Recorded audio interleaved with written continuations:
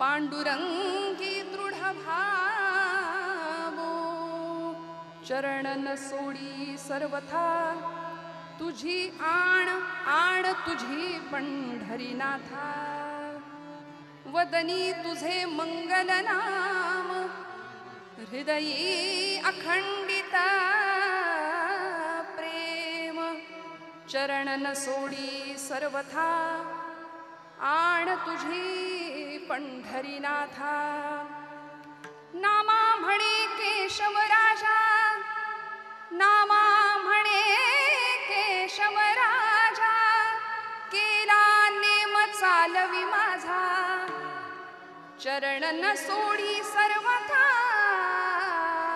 आण तुझी पंढरीनाथा भेटी लागी पंढरीनाथा जीवा लागली तळमळ व्यथा जीवा लागली तळमळ व्यथा जीवा लागली तळमळ व्यथा भेटी लागे पंढरीनाथा जीवा लागे तळमळ व्यथा जीवा लागे तळमळ व्यथा जीवा लागे तळमळ व्यथा भेटी लागे पंढरीनाथा जीवा लागे तळमळ व्यथा जीवा लागे तळमळ व्यथा जीवा लागे तळमळ व्यथा भेटी लागे पंढरीनाथा जीवा लागे तळमळ व्यथा जीवा लागे तळमळ व्यथा जीवा लागे तळमळ व्यथा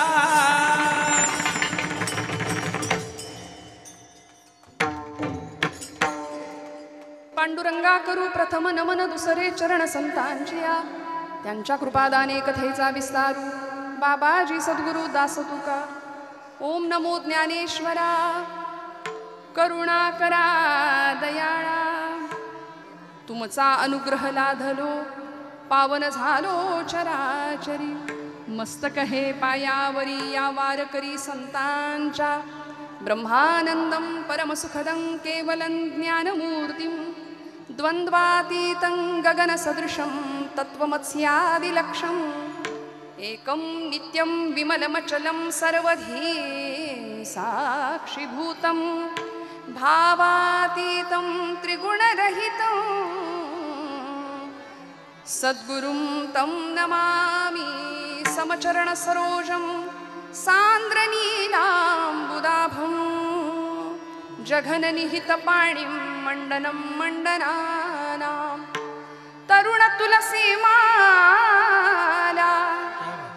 कन्धरं कञ्जनेत्रं सदयधवलहासं विठ्ठलं चिन्तयामि रङ्गा येयिवो ये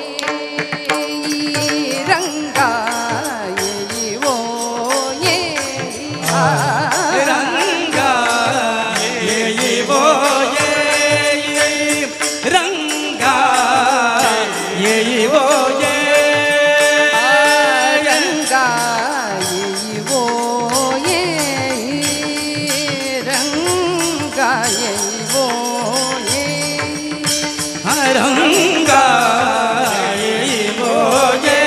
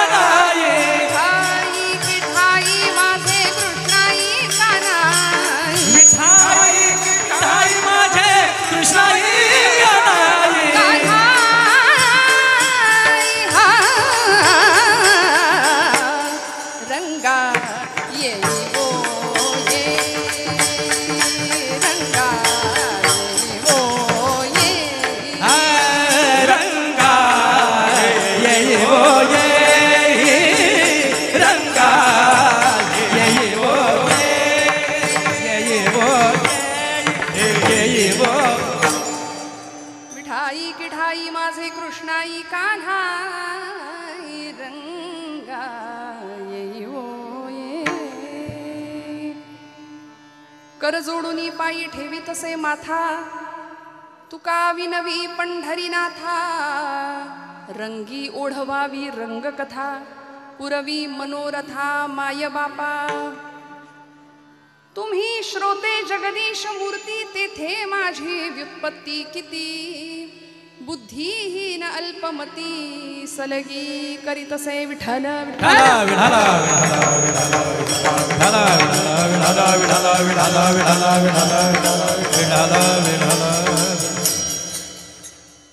परमेश्वर स्वरूप उपस्थित सर्व श्रोतृवृंदांच्या हृदयस्थ परमात्म्याला अत्यंत श्रद्धापूर्वक भावानी नमस्कार करते. श्रवणाच्या मिसे बैसावे येवोनी साम्राज्य भुवनी सुख नांदे असं म्हटलंय. तुम्ही आम्ही खेळी मेळी गदारोळी आनंदे. खऱ्या अर्थी या मंडपामध्ये पाहिलं तर असा अनुभव येतो संतांनी जी वैष्णवांची मांदियाळी जमवायला सांगितली, मेळविली मांदी वैष्णवांची. आणि खऱ्या अर्थी हा धर्माचा मंडप एवढ्या संख्येने आपण सर्व मंडळी 33वे वर्ष या पारायण सप्ताहाचं साजरं करता आहात.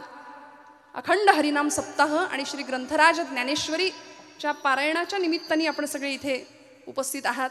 माझ्या परम भाग्यानी आजच्या अत्यंत जबाबदारीच्या आणि जागराच्या कीर्तनाची सेवा आपल्या लेकीला आणि माहेरवाशीन म्हणून मला दिली त्याबद्दल मी मनापासून आपल्या सगळ्यांच्या ऋणात राहते, कृतज्ञतेत राहते.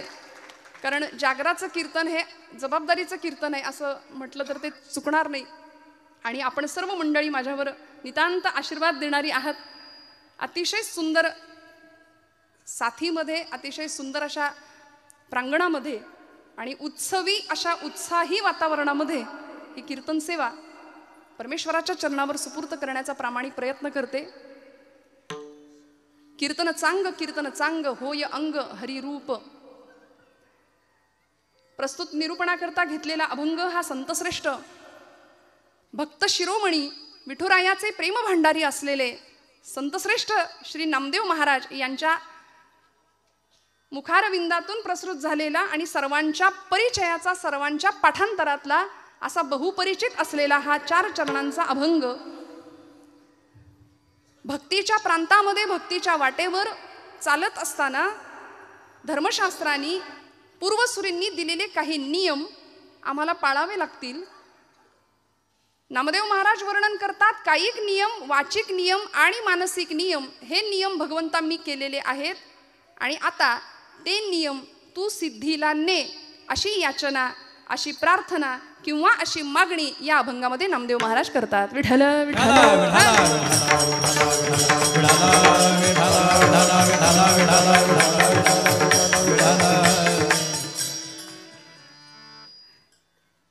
इतर वेळी थोडं फार दडपून नेता येतं, काही वेळी थोडं फार दडपण येतं. का ते काही जणांना कळलं. आपण सर्वजण अत्यंत कीर्तनावर, कीर्तनकारावर प्रेम करणारी मंडळी आहात. या गादीवर निष्ठेनी आपण वारकरी संप्रदायातली निष्ठावान मंडळी आहात. अतिशय सुंदर अशी टाळकरी, मला वाटते जाम त्रिपुटी आणि जरंडेश्वरच्या संस्थेतली ही मुलं आहेत जाधव महाराजांच्या. अतिशय सुंदर गायनाची, वादनाची साथ. मी काय बोलू, ज्यांचं कीर्तन ऐकून आम्ही मोठे झालो. ब्रह्मपुरीला महाराजांनी हरिपाठ सांगावा आणि आम्ही पावल्या खेळाव्या. इतकं सुंदर ज्यांचं गाणं आहे, इतकं सुंदर ज्यांचं कीर्तन आहे. आणि रहिमतपूर पंचक्रोशीमध्ये त्यांची कीर्तन ऐकत ऐकतच आम्ही मोठे झालो. लहानपणी प्रत्येक वेळी परमादरणीय संजय महाराज वेळूकर मला कायम म्हणायचे, वारकरी कीर्तन कर रोहिणी, वारकरी कीर्तन कर.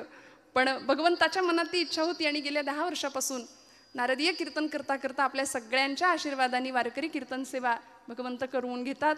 मनापासून परमादरणीय वेळूकर महाराजांना धन्यवाद देते की त्यांनी इथे निमंत्रित केलं आणि आपल्या सगळ्यांच्या दर्शनाचा योग माझ्या वाट्याला मिळवून दिला.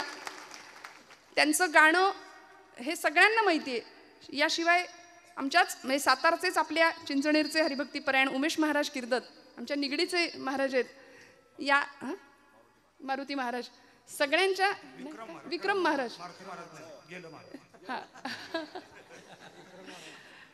या सगळ्यांच्या ऋणात राहते. अतिशय सुंदर अशी गायनाची साथ, आणि ही खरंच साथच वाटावी. काही ठिकाणी 2 तास 7:30 आहे की काय असं वाटावं, पण तसं अजिबात नाही. इतका सुंदर कीर्तनाचा रंग, नादब्रह्माची इतकी सुंदर थाप. खरं तर महाराष्ट्रच नाही, भारतभरामध्ये थापा बरेच मारतात, परंतु ही थाप अनेकांना डोलायला लावणारी आहे.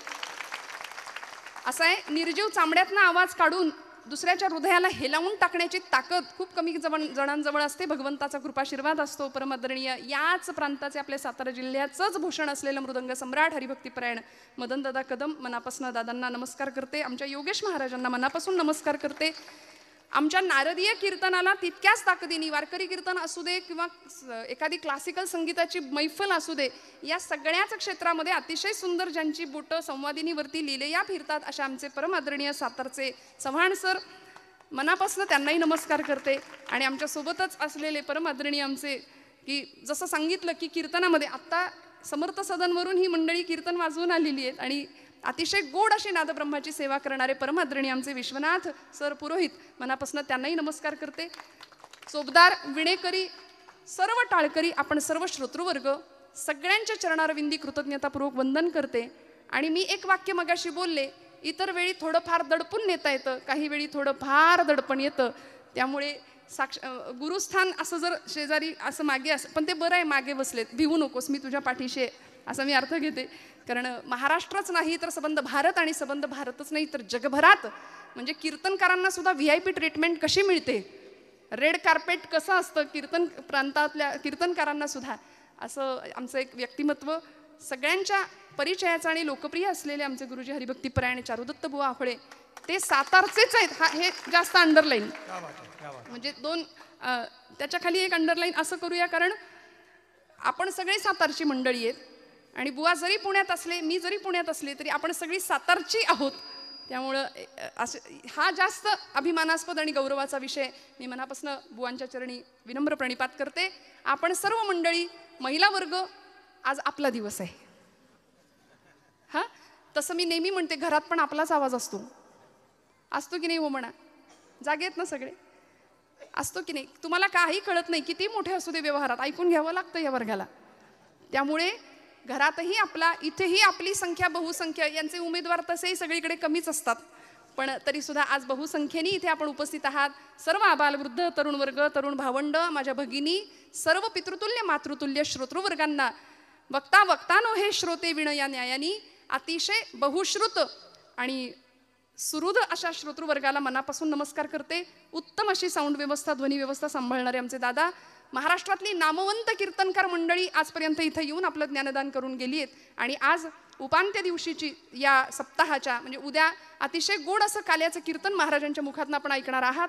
आणि आजची कीर्तन सेवा जागराची माझ्या परम भाग्याने माझ्या वाट्याला आली आहे. ती सेवा आपल्या सगळ्यांच्या आशीर्वादाने भगवंतांच्या चरणी सुपूर्त करूया. कीर्तनाला प्रारंभ. विठ्ठल विठ्ठल विठ्ठल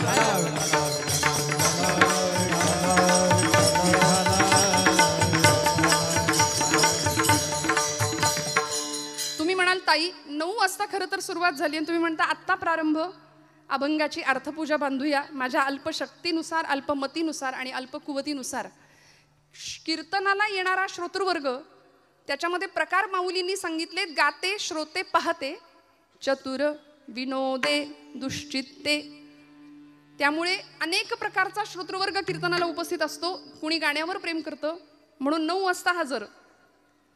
काही मंडळी म्हणतात होऊ दे यांचं सगळं, शब्द इवळून होऊ दे यांचं, मग आम्ही घरातनं बाहेर पडतो. त्यामुळे मग ते गाण्यावर फार काही त्यांचं नाही. काय सांगतात बघूया, निरूपणावर ज्यांचं प्रेम आहे. त्यामुळे श्रोते, चतुर, त्यांच्याबद्दल नको बोलायला. विनोदे, काहींचं कीर्तनातल्या विनोदावरच प्रेम असतं जास्त, म्हणून कथा कीर्तनामध्ये शास्त्र, संवाद, सिद्धांत, तत्वज्ञान, दृष्टांत असं काही आलं तर काही लोकांचं असं वाटतं, त्यांचा असा समज असतो की याच्याशी आमचा काही संबंध नाही. हे म्हणजे असं झालं, अगदी बेडवर असलेल्या पेशंटनी डॉक्टरांचा माझा काहीच संबंध नाही असं म्हणण्यासारखं आहे.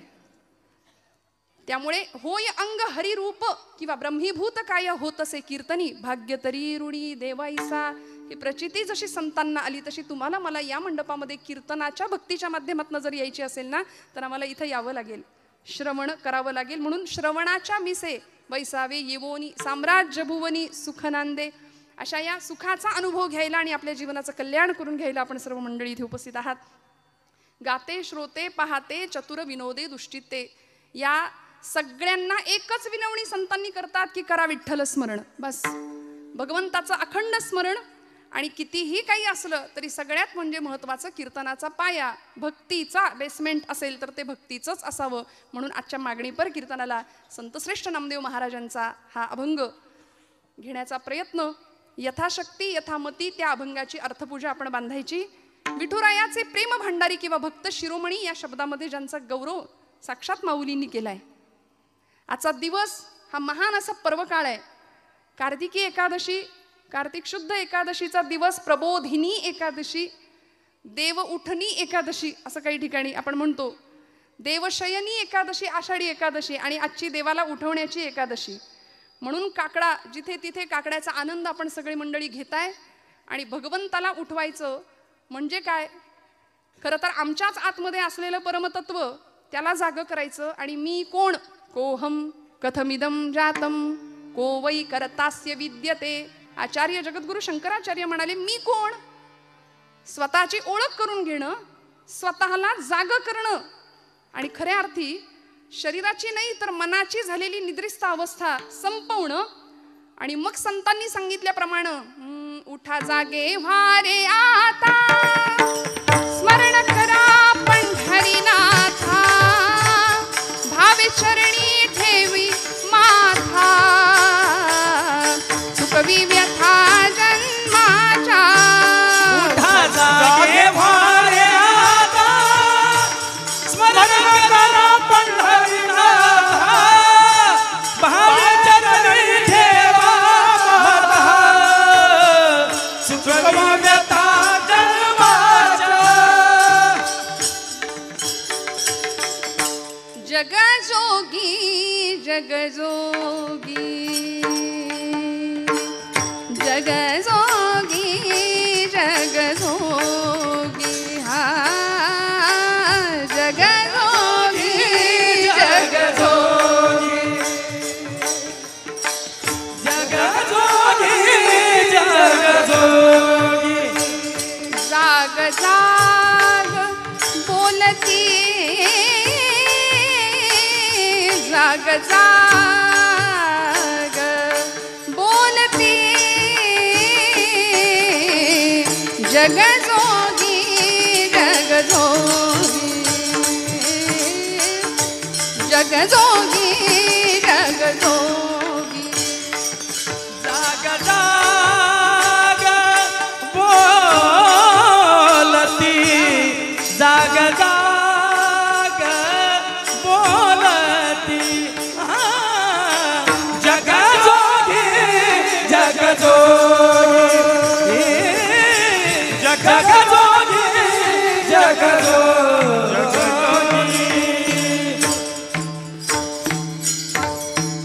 म्हणून तुकोबरायांनी करुणा भाकली, संतांनी आम्हाला जाग करण्याचं काम केलं.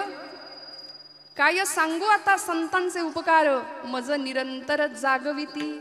आणि या काकड्याच्या माध्यमातनं देवाला तर उठवलंच, पण अंतरंगात असलेला परमतत्व त्याची ओळख व्हावी याकरता ही एकादशी. जाग होणं, वैदिक संस्कृती, आमची हिंदू धर्म संस्कृती खरं तर इतकी सुंदर आहे, इतकी प्रभावी आहे की ती झोपलेल्याला जाग करतेच, उठलेल्याला धावायला लावते. आणि सध्या अशी परिस्थिती आहे की मन, मेंदू आणि मनगट सगळंच मरगळलेल्या अवस्थेमध्ये आहे. धर्माची अवस्था बिकट होऊन बसली आहे. म्हणून मग विधिनिषेधात्मक अवस्था सांगणारी व्यवस्था पूर्वसुरींना आमच्या समोर आणावी लागली. आणि त्यालाच आम्ही धर्म असं नाव दिलंय. पण या धर्माच्या बद्दल बोलताना बऱ्याच वेळा आपल्याला असं वाटतं धर्म म्हणजे काहीतरी अवघड, काहीतरी वेगळं. धर्म म्हटलं की अनेकांच्या डोक्यामध्ये काहीतरी वेगळाच विचार येतो. धर्म ही अफूची गोळी आहे असं म्हणणारा कार्ल मार्क्स इथे येऊन गेला होता. मला असं वाटतं अफू खाऊन केलेलं विधान होतं की काय ते. पण ज्ञानोबांनी या श्रुतीशास्त्राला माऊली असं संबोधन दिलंय. पै अहितापासून सोडविती, हित देऊनी वाढविती, नाही गा श्रुती परवती माऊली जगा. आई लेकरू चुकलं तर त्याला 2 रट्टे घालते, पण तीच आई तेच लेकरू जर आजारी पडलं तर त्याच्या उशा पायथ्याशी बसते की नाही. धर्म आमचा आईसारखा आहे. त्यामुळे आईच्या कळवळ्यांनी या धर्मशास्त्रांनी आम्हाला काही विधिनिषेधात्मक अवस्था व्यवस्था दिल्या. काय करावं आणि काय करू नये, डूज आणि डोंट्स. काय करावं जीवन जगत असताना, मानवी जीवनाची कृतार्थता कशामधून होऊ शकते, जीवन परिपूर्ण दिशेला कसं जाऊ शकतं, याचे नियम आणि याचे मार्ग सोपे करून संतांनी सांगितले. तेणेची पंथे चालो जाता न पडेची गुंता कोठे काही. सगळे गुंत्यात फसलोय आम्ही आणि या गुंत्यातून बाहेर पडायचं असेल, सगळ्या प्रश्नांची उत्तर मिळवायची असेल तर संतांनी घालून दिलेला मार्ग, त्या मार्गावरून चालायचं. आणि मग काय करायचं, माणूस जन्म मिळाला. समर्थ रामदास स्वामी दासबोधात म्हणतात, पशुदेही नाही गती ऐसे सर्वत्र सांगती, या नरदेहीच प्राप्ती परलोकाची. एकनाथी भागवत संत श्रेष्ठ एकनाथ महाराज, या नरदेहा माझी पहा हो, अति दुर्लभ मनुष्य देहो, सकल देहा माझी पहा हो, अति दुर्लभ मनुष्य देहो, त्याची या प्राप्तीचा संभव तो अभिप्रावो अति दुर्लभ. या नरदेहेचे ज्ञाने सच्चिदानंद पदवी घेणे एवढा अधिकार नारायणे कृपावलोकने दिधला. त्यामुळे मनुष्य जन्माला यायचं आणि काय मिळवायचं, आयुष्याच्या साधने सच्चिदानंद पदवी घेणे.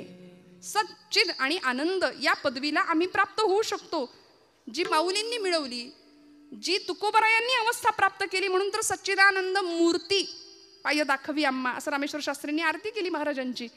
त्यामुळे या स्थितीला जर आम्हाला पोहोचायचं असेल तर माणूस आणि पशु यामध्ये एकच मोठा फरक आहे की माणसाला नियम घालून दिलेत शास्त्रकारांनी, धर्मानी.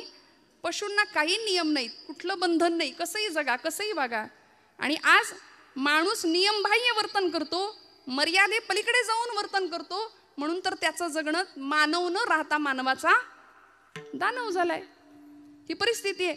म्हणून आतमध्ये डोकवायचं असेल तर संतांच्या वाटेवरून चालावं लागेल. आणि मग नियम काय दिलेत आम्हाला, त्या नियमांनी आमचं अनुसरण करावं लागेल. व्रत वैकल्य जपजाप्य तीर्थयात्रा दान धर्म जो तो सगळे आपापल्या परीने करतात. परमार्थ ज्याला त्याला जमेल, ज्याला त्याला पचेल, ज्याला त्याला रुचेल असा प्रत्येक जण करतोय. पण कधी कधी काय होतं, खूप लक्ष देऊ नाही का, परमार्थाचा अर्थ कळायला आम्हाला वेळ लागतो बरं का. परमार्थाचा अर्थ कळायला आम्हाला वेळ लागतो, अर्थाचा परमार्थ लगेच कळतो. विठ्ठल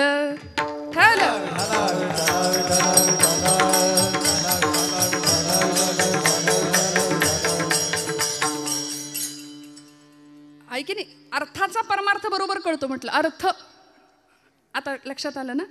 हा, परमार्थाचा अर्थ कळत नाही म्हणून गोंदवलेकर महाराज आमचे फार सुंदर सांगतात की प्रपंच आम्ही आवडीने करतो आणि परमार्थ सवडीने करतो. वास्तविक झालं पाहिजे उलट, प्रपंच सवडीचा आणि परमार्थ आमच्या आवडीचा असला पाहिजे. त्यामुळे मग पांडुरंग परमात्म्याशी संलग्नता, एकरूपत्व जे संतांनी प्राप्त केलं, 28 युगांपासनं पांडुरंग परमात्मा तिष्ठत उभा आहे. आणि आजच्या दिवशीचं महात्म्यच असं आहे की या एकादशीला आणि आषाढीला भगवंत सांगतात, आषाढी कार्तिकी विसरू नका मज, आषाढी कार्तिकी विसरू नका मज, आषाढी कार्तिकी विसरू नका मज, आषाढी कार्तिकी विसरू नका मज. सांगत असे गुजा पांडुरंग, सांगत असे गुजा पांडुरंग, आषाढी कार्तिकी विसरू नका मज, आषाढी कार्तिकी विसरू नका मज. पांडुरंगा सांगत असे गुजा पांडुरंग, आषाढी कार्तिकी विसरू नका मज, आषाढी कार्तिकी विसरू नका मज. सांगत असे गुज पांडुरंग. आषाढीची वारी आणि कार्तिकीची वारी का महत्वाची? आपल्याला वाटतं म्हणून नाही जायचं, संतांनी सांगितलंय म्हणून जायचंच. पण खरं सांगू, हे कोण म्हणतंय? पांडुरंग परमात्मा गुज सांगतो कुणाला? नामदेव महाराजांना. आषाढी कार्तिकी विसरू नका मज सांग तसे गुज पांडुरंग. गुज म्हणजे काय हो? गुज गोष्टी. सोपं सांगू, आपल्याला सगळ्यांना कळेल. मराठी भाषा आपल्याला फार आवडते ना. आपल्या मराठीत सिक्रेट. देवाचं सिक्रेट काय माहितीये का? देव कुणाला सांगतो? आता संतांनी आपल्या गुज गोष्टी कुणाजवळ केल्या? देवाजवळ केल्या. देवानी आपल्या गुज गोष्टी खास असलेल्या सखा मानलेल्या आपल्या संतांजवळ केल्या. आम्ही प्रापंचिक माणसं आपल्या गुज गोष्टी आपल्या आपणातच करतो. काय कसं काय चाललंय, बरं आहे का? आपल्या गप्पा सुद्धा यंदा पावसाळा कसा, हिवाळा कसा, उन्हाळा कसा, याच्यातच आम्ही रमलो. म्हणून तर ती नाती गोती ती गोत्यात आणतात.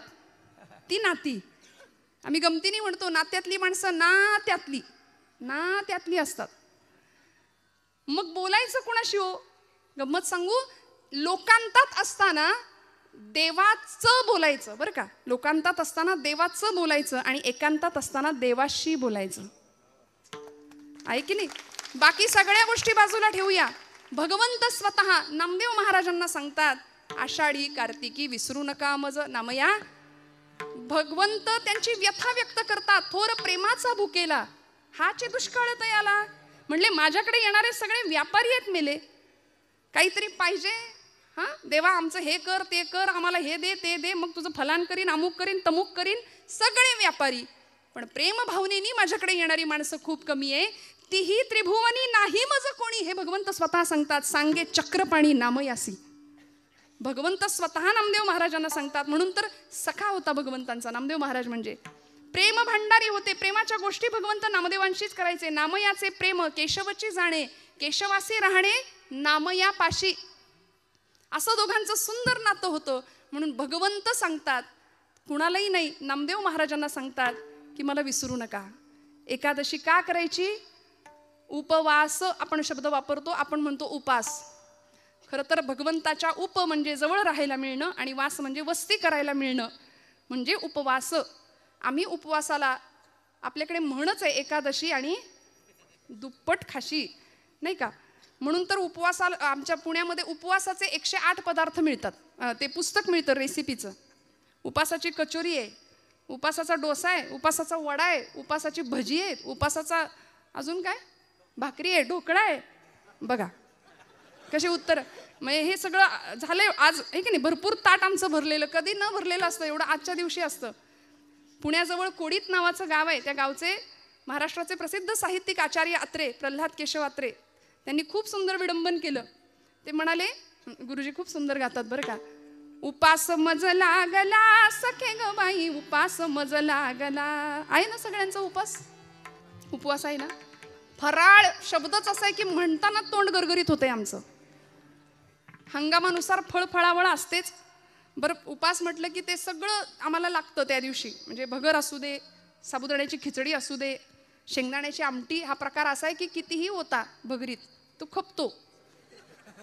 आणि इतकं सगळं म्हणजे किती वाट्या संपल्या त्याचं काही भान राहत नाही. सगळं कॉन्क्रीट जाम होतं एकदम आजच्या दिवशी, होतं की नाही? आणि एवढं करून चेहरा असा असतो. उपास आहे. काही गिळलंच नाही जणू.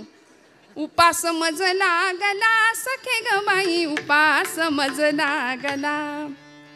उकडले बटाटे 6 एकटीसाठी, मोजिल्या खारका 10. किस नुसता केला पहा सखे ग बाई, उपास मज लागला. उपास मज लागला सखे ग बाई, उपास मज लागला. दिवसभर सगळं झाल्यानंतर शेवटी हा उपास मज भोवला. जीव कासा विष झाला. नाहीच जमलं शेवटी. आणि मग दही भात मधुर चोपला सखे ग बाई, उपास मज लागला. त्यामुळे असा उपास काहीच कामाचा नाही. भगवंत हट्ट नाही करत हे सगळं माझ्यासाठी करा म्हणून. अहो, ज्या संसारामध्ये आम्ही स्वतः बांधले गेलोय तिथे भगवंत आम्हाला आठवत नाही. देवानी नाही आम्हाला बांधलं, सद्गुरूंनी नाही आम्हाला बांधलं, आम्ही स्वतःला बांधून घेतलं. सद्गुरू आणि भगवंत आम्हाला सोडवायला आलेत खरं तर. त्यामुळे इथे येऊन भक्तीच्या प्रांतामध्ये भगवंत बाजूला राहतो. प्रपंचामध्ये भगवंत कधी येतच नाही आमच्या. अत्यंत आवडीने प्रपंच करतो आणि मग असं करता करता करता जे काही मागणी याचना आम्ही करतो ना ती फक्त प्रापंचिकच असते आमची. काय मागायचं? नामदेव महाराज इतकं आगळं वेगळं सुंदर विलक्षण मागणं मागतात. प्रश्न असा आहे, 2 प्रश्नांची उकल करून मी पुढे जाणार. संतश्रेष्ठ नामदेव महाराजांनी भगवंताकडे मागणं मागितलं. नामदेवांनीच काय, अनेक संतांनी मागितलं. तुकोबांनी मागितलं, ज्ञानोबरायांनी मागितलं. समर्थ रामदास स्वामी म्हणतात, कल्याण करी रामराया जनहित विवरी, तळमळ तळमळ होतची आहे तुझा तूची सावरी. माऊलींचं पसायदान प्रसिद्ध आहे. विश्वाचे आर्त माझ्या मनी प्रकाशले असं म्हणणारे ज्ञानोबराय जगाच्या कल्याणाकरता विश्वात्मक भगवंताकडे पसायदान मागतात. जे खळांची व्यंकटी सांडो तया सत्कर्मी रती वाढो, भूता परस्परे पडो मैत्र जीवांचे. खळांची व्यंकटी सांडू दे, दुष्टांचा दुष्टपणा नष्ट होऊ दे म्हणाले. इतकं उदात्त. जगाच्या पाठीवर इतकं ताकदीचं मागणं कुणीच नाही मागितलं. मागणारा तितक्या ताकदीचा, देणारा सुद्धा तेवढ्याच ताकदीचा आहे. ज्ञानोबांचं मागणं आम्हाला सगळ्यांना माहिती आहे. ज्यांचा अभंग आपण निरूपणाला घेतलाय त्या नामदेव रायांचं पसायदान प्रसिद्ध आहे. आकल्पायुष्य भावे तया कुळा, माझिया सकळा हरिचिया दासा. हे नामदेवांचं मागणं प्रसिद्ध आहे. प्रश्न असा आहे, संत का मागतात? जर संत आहेत तर ते मागतात का? मागायची गरज का पडते? कारण भगवद्गीतेच्या 12व्या अध्यायामध्ये भगवंताला मला प्रिय भक्त कोण आहे याचं उत्तर भगवंत सांगतात ना. अनपेक्ष शुचिर दक्ष उदासीनो गतव्यथा सर्वारंभ परित्यागी यो मद्भक्ता समे प्रिय. अनपेक्ष, ज्याची कुठलीच अपेक्षा नाही. आणि भक्तीचं सगळ्यात मोठं लक्षण आहे निष्काम, काहीच नको. सध्या मिशनपेक्षा कमिशनला जास्त महत्व आहे. निष्कामता भक्तीमध्ये नाही ना. त्यामुळे अशी निष्कामता ज्याच्याकडे आहे तो भक्त मला प्रिय आहे असं जर भगवंत म्हणतात तर संतांनी का मागितलं?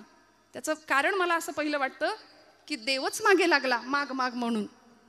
अहो देवच मागे लागले, काहीतरी मागा काहीतरी मागा. भानुदासांच्या मागे भगवंत लागले होते, महाराज काहीतरी मागा. पण भक्तीतलं सामर्थ्य भानुदास महाराजांचं असं होतं, ज्याला आपण ॲटिट्यूड म्हणूया नाही का, असं सुंदर कॉन्फिडन्स होता. म्हणाले देवा मला काहीच नको, तुलाच काही हवं असलं तर तू माझ्याकडे घे मागून, तुला काही हवं असेल तर मागून घे. आणि भगवंत तिथे याचकाच्या भूमिकेमध्ये राहतात आणि आपल्या भक्ताला म्हणतात की मला तुमच्या कुळात अवतार घ्यायला, जन्म घ्यायला परवानगी द्या. मग भानुदासाचे कुळी महाविष्णूचा अवतार एकनाथ बाबा जन्म घेतात त्या कुळामध्ये. त्यामुळे कायिक नियम, वाचिक नियम आणि मानसिक नियम सांगत असताना संतश्रेष्ठ श्री नामदेवराय महाराज पांडुरंग परमात्मा ज्यावेळी विचारतो नामदेवा काहीतरी मागा काहीतरी मागा, नामदेव महाराज पहिला नियम सांगतात भगवंतांना अभंगाच्या प्रथम चरणात. देह जावो अथवरा हो, देह जावो अथवरा हो, देह जावो अथवरा हो, देह जावो अथवरा.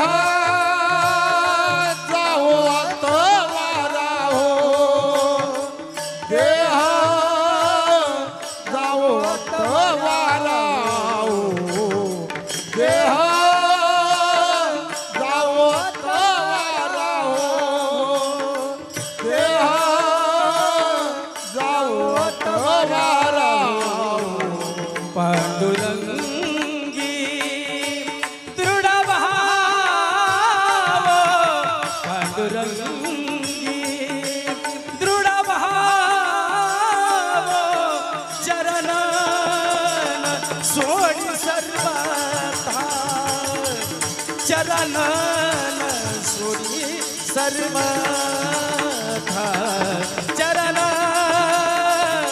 सोडी सर्वथा चरण सोडी सर्वथा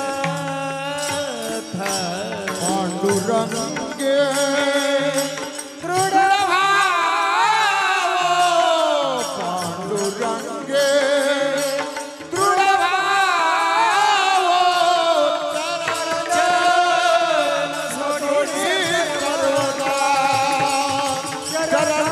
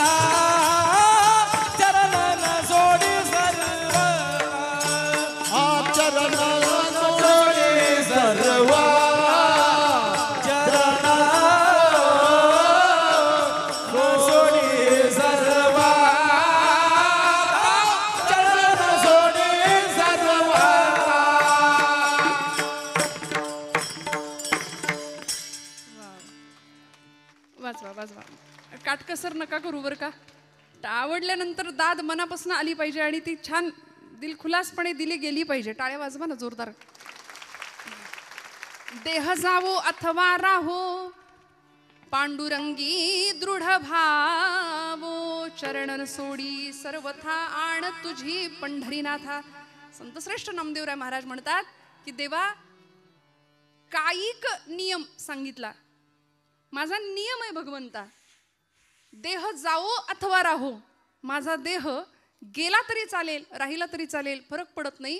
पण देह जावो अथवा राहो पांडुरंगी दृढ भावो.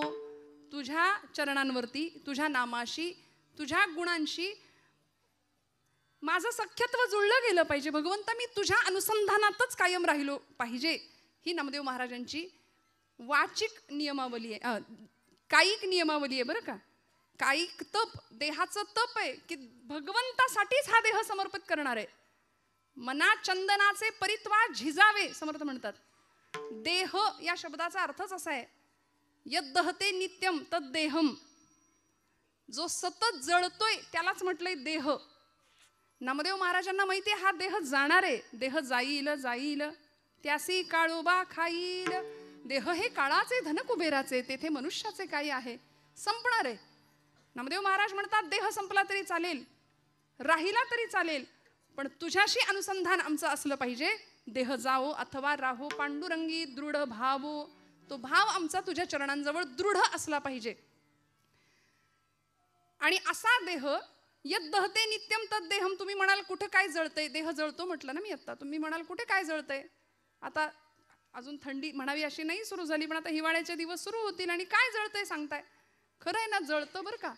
रोज आपण भोजनाला बसल्यानंतर भूक लागते. आतमध्ये अग्नी आहे प्रत्येकाच्या. तो अग्नी पेटलेला आहे प्रज्वलित आहे म्हणून आम्ही इथं बसलोय चालतोय उठतोय फिरतोय. तो अग्नी एकदा विझला की लोक म्हणतात उचला आहे की नाही. आज समाजामध्ये अशी मंडळी आहेत की देव आहे की नाही याच्यातच अडकलेली आहेत. अजून देव आहे की नाही याच चर्चा फिरतायत. पण देव आहे की नाही याच्यावर विचार करणाऱ्यांना बाबा महाराज सातारकर फार सुंदर सांगायचे. ते म्हणायचे तुम्ही देवाला माना किंवा मानू नका, पण त्यांनी तुम्हाला मानले एवढं लक्षात ठेवा. आणि ज्या दिवशी तो आपल्याला मानणार नाही त्या दिवशी आपल्या घरासमोर सुद्धा गर्दी जमेल. विठ्ठल विठ्ठल विठ्ठल.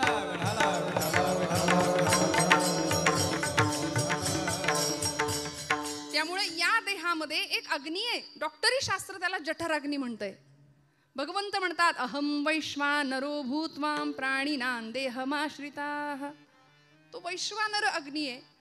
त्या अग्नीला आम्ही अन्नाची आहुती देतो. देहाचं भोजन काय आहे? अन्न हे देहाचं भोजन आहे. पण आत्म्याचं भोजन हे भजन आहे बरं का. भजन हे आत्म्याचं भोजन आहे. त्यामुळे देहाला आहुती आहे अन्नाची. मनाचं काय, आत्म्याचं काय, त्याला भजनाशिवाय पर्याय नाही. मग या देहाला अन्नाची आहुती आम्ही घालतो कुठपर्यंत? आतला अग्नी प्रज्वलित आहे तोपर्यंत. एकदा आतला अग्नी विझला की मग बाहेरचा अग्नी असतो. त्यामुळे बाहेरून पेटवण्याआधी, प्रज्वलित अग्नी करण्याआधी संत म्हणतात आतला अग्नी प्रज्वलित करूया. कुठला अग्नी? देहबुद्धीचा अग्नी. मी म्हणजेच देह आहे ही जी धारणा आम्ही केली आहे ना आमच्या बुद्धीनी, तो मी म्हणजे देह नाहीये. या देहामध्ये असणारा मी कुणीतरी वेगळा आहे याची जाणीव करून घेणं आणि भगवंताशी तादात्म्य पावणं.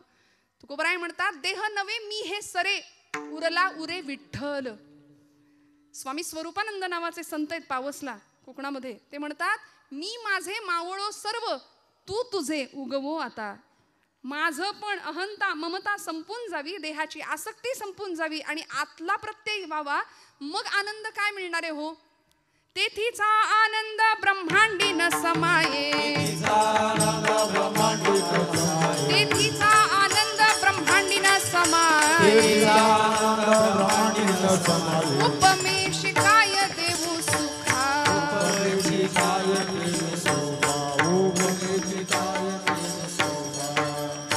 अंतरीची ज्योती प्रकाशली दीप्ती मुळीची जी होती आच्छादिली. आतली ज्योत प्रज्वलित होणं आणि एकदा का ती ज्योत प्रज्वलित झाली की मग सोहिरोबानाथ म्हणतात तेथे कैची दिवस राती तयाविण नेत्रपाती हलवू नको रे. आणि अशा अवस्थेमध्ये तो प्रकाश आत्मचैतन्याचा जागृत व्हावा. मग देह गेला तरी हरकत नाही. आणि खरंय झिजणं फार महत्वाचं आहे हो. शीर्यते यत शरीरम म्हटलंय. जे सतत झिजतंय त्यालाच तर शरीर म्हटलंय. 25व्या वर्षी जी देहाची अवस्था आहे ती 75व्या वर्षी नाही. नामदेव महाराज म्हणतात मी देहाची नश्वरता मानतो. मला माहिती आहे देवा देह गेला तरी चालेल, पण तुझं अनुसंधान सुटता कामा नये. पांडुरंगी दृढ भावो. काय अवस्था होती? आजचा जन्मदिवस आहे नामदेव महाराजांचा. भगवंतावर नितांत प्रेम करावं, भगवंताशी बोलावं, खेळावं, नवे वेळ आली तर भांडावं सुद्धा भगवंतासोबत. जन्म झाला पंढरपुरामध्ये. गुणाई मातेला दृष्टांत झाला पांडुरंग परमात्म्याचा की माझ्या पंढरपुरामध्ये येऊन राहा. आणि मग गुणाई मातेनी हट्ट करावा की मला पंढरपूरला जायचंय. पंढरपूरला ही सगळी मंडळी येतात. पंढरपुरामध्ये आल्यानंतर कार्तिक शुद्ध एकादशीचा म्हणजे आजचा दिवस संतश्रेष्ठ नामदेव महाराजांचा जन्म. भगवंताच्या नामासाठी हा अवतार होता. नामाचाच प्रचार प्रसार पुढच्या काळामध्ये केला म्हणून नाव सुद्धा ठेवलं नामदेव. असा भक्तीचा पताका भक्तीची हातामध्ये घेतली, जिला एक टोक होतं नामाचं, एक टोक होतं ज्ञानाचं आणि दांडा होता तो भक्तीचा. म्हणून धर्माची पताका असते बरं का, झेंडा पक्षाचा असतो. त्यामुळं धर्म पताका संतांनी हातामध्ये घ्यावी आणि अवघं भारत भ्रमण करावं. नामदेव महाराजांचं इतकं विलक्षण कार्य आहे. आजच्या दिवशी त्यांचं स्मरण नाही केलं. खरं तर त्यांचा अभंगही त्याच कारणासाठी घेतलाय तर आपली मोठी चूक ठरेल. 5 वर्षाचे होते नामदेव महाराज. फक्त अलौकिक सिद्धी 5व्या वर्षी आणि नामदेव गाथा म्हणजे स्वतःच जणू काही आत्मचरित्र लिहावं नामदेव महाराजांनी की ज्या पद्धतीने अनुभव व्यक्त करावे, कशा पद्धतीने भगवंत आपल्याशी बोलत होते, कशा पद्धतीने खेळत होते, कशा पद्धतीने मी भगवंताशी भांडत होतो. 5व्या वर्षी अलौकिक सिद्धी प्राप्त करावी. नामदेव महाराजांनी सकाळची वेळ दामाशेटी पहाटे उठलेत आणि नामदेव महाराजांना सांगतायत, उठवलं नामया आजचा नैवेद्य पांडुरंगाला तू अर्पण कर बरं, मी गावाला चाललोय, परगावी चाललोय. पूर्वीची मुलं आई वडिलांचं ऐकायची. आता असं सांगावं लागेल या गोष्टी. म्हणून मी हात जोडून जिथं जाते तिथे माता भगिनींना सांगते, आपल्या लेकरांना कीर्तनाला घेऊन या. काळाची खूप मोठी गरज आहे ती, खूप मोठी. आमच्या पोरांच्या आयुष्यात दुसरं काही नसतं. सकाळी टीव्ही, दुपारी टीव्ही, संध्याकाळी टीव्ही, रात्री टीव्ही, नाहीतर मग मोबाईल हातामध्ये आहे. या पलीकडे जाऊन जीवनाचं तत्वज्ञान संतचरित्रांच्या माध्यमातून कळायचं असेल तर या धर्ममंडपाखाली लेकरांना घेऊन आलंच पाहिजे, यावंच लागेल आपल्याला. नामदेव महाराज कधी कळतील आम्हाला? 5 वर्षाचे होते नामदेव महाराज. आई वडिलांनी सांगितलं, नामय्या देवाला नैवेद्य अर्पण करायचंय तुला. ऐकलं. 5 वर्षाचे होते. आईच्या मागे पहाटे बसणं लागले. आई आई लवकर लवकर, पांडुरंगाला भूक लागली असेल, त्याच्याही आधी मला भूक लागली आहे, लवकर जेवायला दे, लवकर नैवेद्याचं ताट तयार कर. गुणाई मातेनी तयार केलं नैवेद्याचं सुंदर ताट आणि केळीच्या पानाने झाकून दुडू दुडू दुडू धावत राऊळामध्ये आलेत नामदेव महाराज. पांडुरंगाच्या समोर उभे राहिले, मंडल केलं, ताट ठेवलं, पाणी फिरवलं. करा सुरुवात म्हणले, आता करा सुरुवात देवा. तर एवढ्या अर्जवानी देव उठणार आहे का हो? देव जेवणार आहे का हो? इथं माणसातल्या माणसाशी आम्हाला नीट वागता येईना, बोलता येईना. पाषाणातला देव आमच्याकडून कधी उठणार?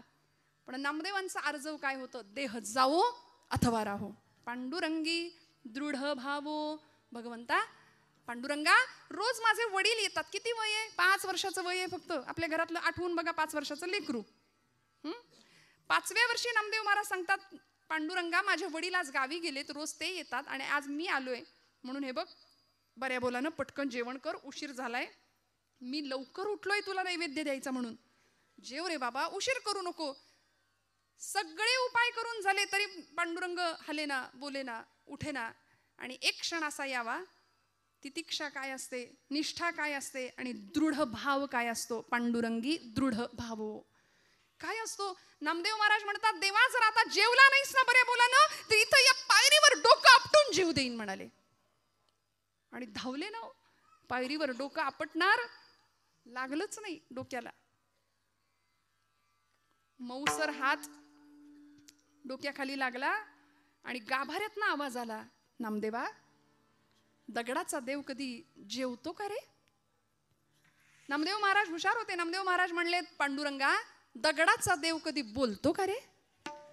बोललास? बोललास?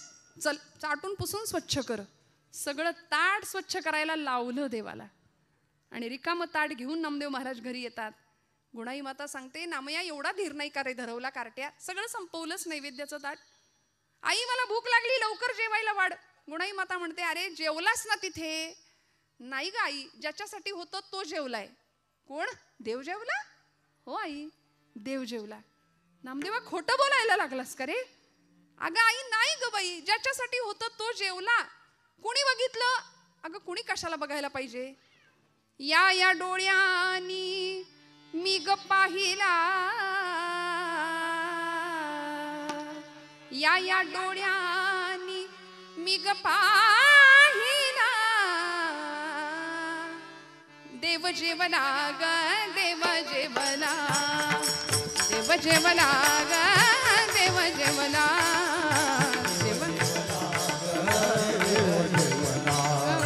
देव जेवला ग, देव जेवला. या या डोळ्यांनी, या या डोळ्यांनी मी ग पाहिला, या या डोळ्यांनी मी ग पाहिला. देव जेवला ग, देव जेवला, देव जेवला ग, देव जेवला, देव जेवला ग, देव जेवला, देव जेवला ग, देव जेवला. आई देव जेवला. आणि 5व्या वर्षी भगवंतांनी यांच्याकडून जेवण करावं. आपल्याकडून जेवतात का? कधी कोणी जेवलंय बघा, आठवून बघा. आपण देवासाठी कधी रडलोय देव जेवत नाही म्हणून? नामदेव महाराज रडले. दृढ निष्ठा होती, दृढ भाव होता. आपण मूल रडलं, जेवलं नाही तर रडू. एखाद्या दिवशी आपलं पोटचं पोर जेवलं नाही ना, महिला वर्ग, आपल्याला वाईट वाटतं का नाही? खरं सांगा. पण देवच जेवला नाही म्हणून आपण रडतोय का? नाही ना, नाही रडत आपण. देव जेवला म्हणून रडत नाही. नामदेव महाराज रडले देव जेवत नाही म्हणून. संत रडले भगवंतासाठी आणि अत्यंत आर्त स्वराने प्रार्थना करावी भगवंतांची, तेव्हा भगवंताला यावं लागायचं. पाषाणातलं चैतन्य जाग करण्याचं सामर्थ्य संतांकडे होतं. देह जावो अथवा राहो पांडुरंगी दृढ भावो. श्रोते हो, पायरीवरच्या एका फुलानी भगवंतांच्या गळ्यातल्या हारातल्या एका फुलाला प्रश्न विचारला, का रे बाबा, अरे आपण एकाच माळ्याच्या मळ्यात उगवलो, एकाच झाडाला होतो, एकाच टोपलीतनं इथं आलो, पण तुझं भाग्य, तू देवाच्या गळ्यात आणि मी देवाच्या पायरीवर, सगळे तुडवून जातात मला. देवाच्या गळ्यातल्या त्या हारातल्या फुलांनी उत्तर दिलं, बाबा रे तुझं खरं आहे, मी देवाच्या गळ्यात आहे आणि तू पायरीवर पडलास, पण देवाच्या गळ्यात इथं विराजमान होण्याकरता माझं काळीज आरपार करायला लागलं रे. मला सगळी सुई माझ्या काळजातनं घालून घ्यावी लागली. महाराजांचा अभंग आहे, साहून या टाकी घाये पाषाण देवची झाला पाहे. देह जावो अथवा राहो ही अवस्था असेल तर भगवंत आपलंसं करून घेतल्याशिवाय राहत नाही. आणि मग एकदा त्या चरणांची आसक्ती किंवा त्या चरणांचा आनंद मिळाला तर परिणाम काय होतो, नामदेव महाराज अभंगाच्या दुसऱ्या चरणात सांगतात.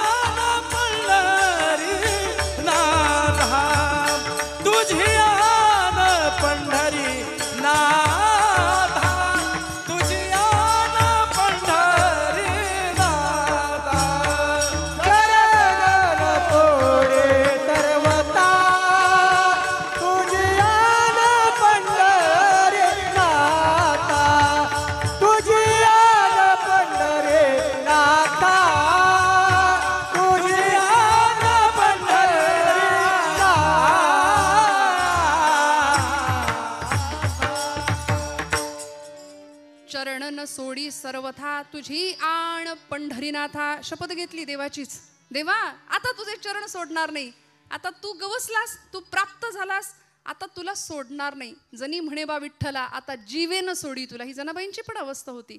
काय आहे असं त्या चरणा सुखामध्ये, काय सांगू तुझ्या चरणीच्या सुखा, अनुभव ठाऊका नाही तुझं देवा, तुलाच माहिती नाही तुझ्या इथे काय आनंद आहे. का उभा राहिला देव विटेवर, भक्तांच्यासाठी तिष्ठत उभा राहिला. आणि प्रेमाचा भुकेला असलेला भगवंत, त्या भगवंताची ओढ खऱ्या संतांना लागली. त्या चरण सुखासाठी सगळी मंडळी आषाढी कार्तिकीची वाऱ्या करू लागली. भगवंताला बघण्याकरता काय आहे असं, त्या भगवंताच्या दर्शनामध्ये काय मिळालं, नाथबाबांनी फार सुंदर सांगितलं. कृष्ण मूर्ती होय गे, कळो आली सोय गे, प्राणाचाही प्राणू पाहता, सुख सांगो काय गे. तुळशी माळ गळा गे, कस्तुरीचा टिळा गे, तुळशी माळ गळा गे, कस्तुरीचा टिळा गे. तुळशी माळ गळा गे, कस्तुरीचा टिळा, तुळशी माळ गळा गे, कस्तुरीचा टिळा.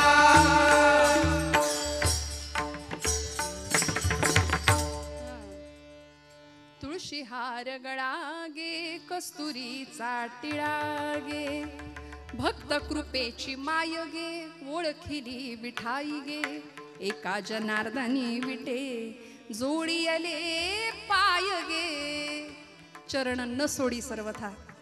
नाथांनी काय केलं? एका जनार्दनी विटे जोडियले पाय गे तुळशी माळ गळा गे कस्तुरीचा टिळा गे. संतांनी सांगितलं जसं एखाद्या भ्रमराला त्या कमळाला कळत नाही माझ्याकडे काय आहे, पण भ्रमराला कळतं. कुमुदिनी काय जाणे परिमळ भ्रमरा सकळ भोगीतासे कुमुदिनी काय जाणे. भगवंतांच्या चरण सुखामध्ये नेमकं काय आहे? सगळ्या सुखांचा आगर असलेला परमात्मा त्याच्या चरणाचं वेड संतांना लागलं म्हणून आता तुझे चरण सोडणार नाही. नामदेव महाराज म्हणतात चरणन सोडी सर्वथा आण शपथ त्याचीच घेतली. आण तुझी पंढरीनाथा देवा माझे मन लागो तुझे चरणी देवा माझे मन लागो तुझे चरणी संसार व्यसनी पडो नेरी संसार व्यसनी पडो नेरी संसार व्यसनी पडो नेरी नामस्मरण घडो संत समागम वाऊगाची भ्रम नको देवा. नाथांचं मागणं आहे. आज या कायिक आणि वाचिक मानसिक मागण्यामध्ये नियमामध्ये संतश्रेष्ठ नामदेव महाराज सांगतात हा मानसिक नियम आहे बरं का. चरणन सोडी सर्वथा आण तुझी पंढरीनाथा. या मनानी धाव कुठं घेतली पाहिजे? तुकोबराय सांगतात मना तेथे धाव घेई